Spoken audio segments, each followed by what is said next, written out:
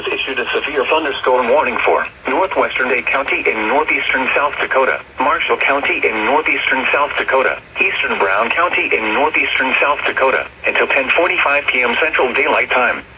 At 9:48 p.m. Central Daylight Time, a severe thunderstorm was located near Putney, or 9 miles north of Groton, moving northeast at 55 miles per hour.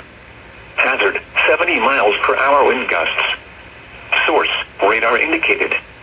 Impact, expect considerable tree damage.